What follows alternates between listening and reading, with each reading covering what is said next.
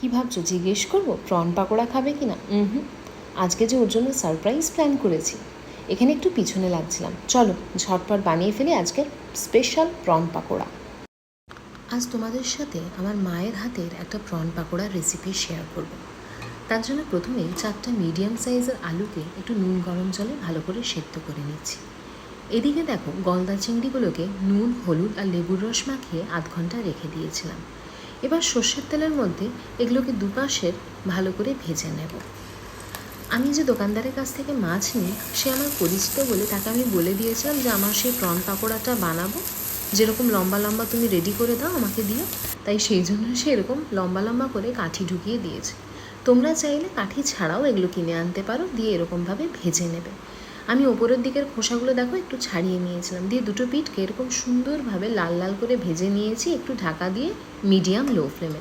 তাতে মাছগুলো কিছুটা কুক হয়ে যাবে, আমার পরে পাকোড়াটা করতে সুবিধে হবে।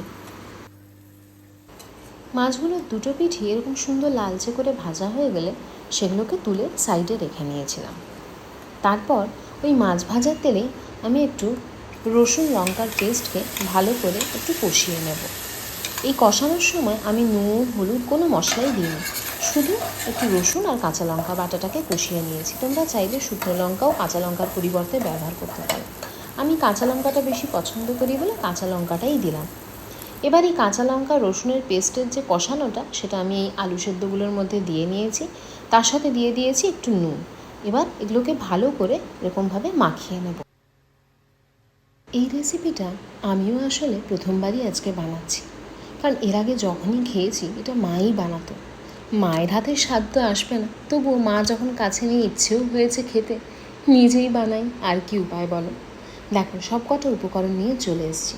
সামনে এখানে যে ব্যাটারটা দেখছো তার মধ্যে আমি দিয়েছি ময়দা, কর্নফ্লাওয়ার, বেকিং সোডা আর নুন। আর কিন্তু আমি কোনো মশলা এর মধ্যে অ্যাড করিনি।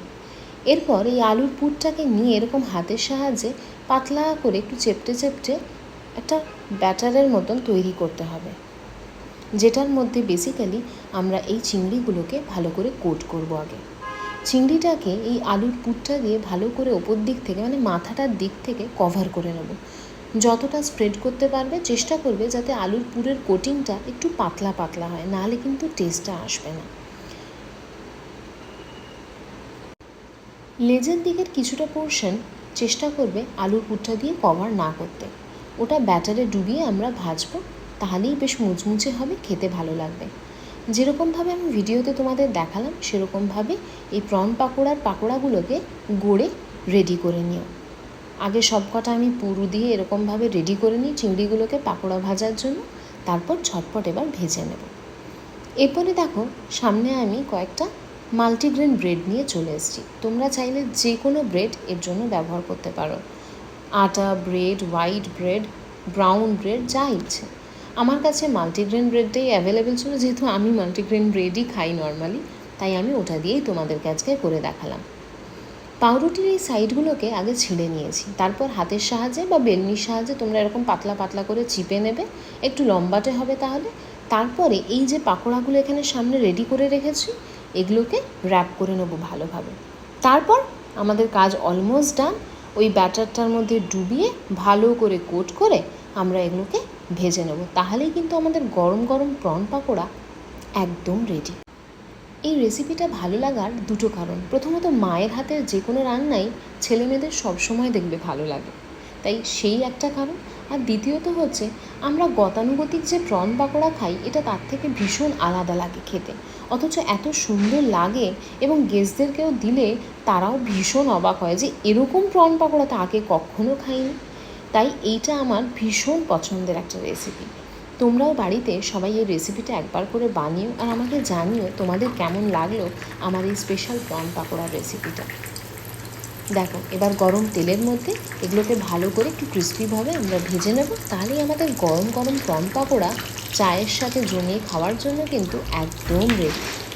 একটা পিঠ লালচে করে ভাজা হয়ে গেলেই উল্টে দেবো, যাতে আরেকটা পিঠও সুন্দরভাবে গোল্ডেন ফ্রাই হয়ে ভাজা হয়ে যায়।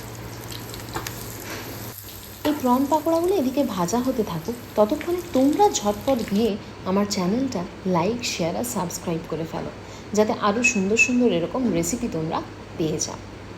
সাথে থাকো, পাশে থাকো, আর এরকমই সুন্দর সুন্দর রেসিপি পাওয়ার জন্য ফলো করতে থাকো দিয়াশাস গ্যালারি।